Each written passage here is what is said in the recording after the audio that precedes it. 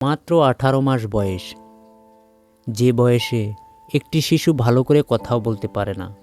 কিন্তু পাকিস্তানে এমনই একটা ঘটনা ঘটেছে, সেই ঘটনাকে বিশ্বকে নাড়িয়ে দিয়েছে। ঘটনাটি হয়েছে পাকিস্তান করাচিতে।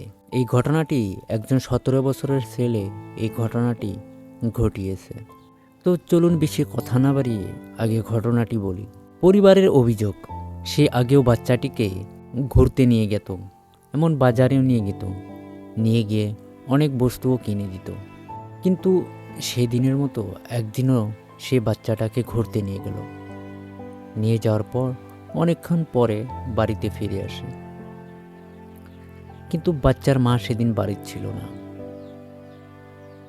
বাচ্চাটিকে সে বাড়িতে এনে বাচ্চাটির খালার কাছে সে দিয়ে যায়, কিন্তু বাচ্চাটি তখন বেহুশ ছিল।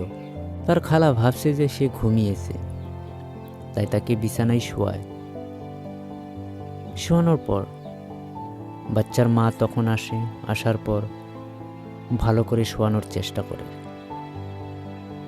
যখন ভালো করে শোয়ানোর চেষ্টা করে তখন বাচ্চাটি কাঁদে আর বমি করতে থাকে। তখন তার মা চিন্তায় পড়ে একটা ক্লিনিকে নিয়ে যায়। ক্লিনিকে নিয়ে যাওয়ার পর ডক্টর বলে যে তাকে অরেস খাওয়াও, ভালো হয়ে যাবে। তখন অরেসও খাওয়ালো। অরেস খাওয়ানোর কিছুক্ষণ পর তার পিন্দনে ডাইপারও ছিল।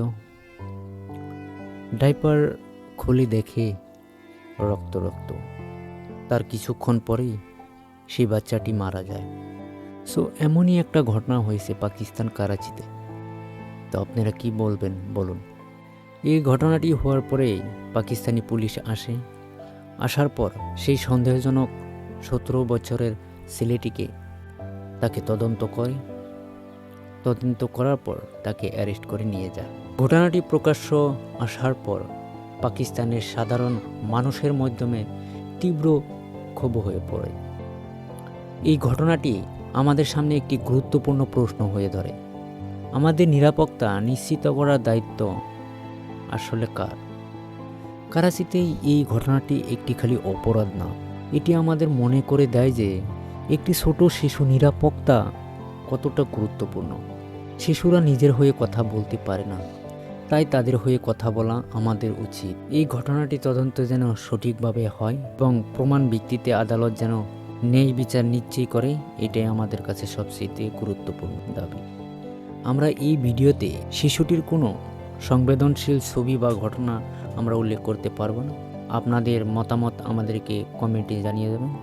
আর ভিডিওটা যদি ভালো লাগে তাহলে অবশ্যই লাইক, কমেন্ট, শেয়ার, সাবস্ক্রাইব করবেন।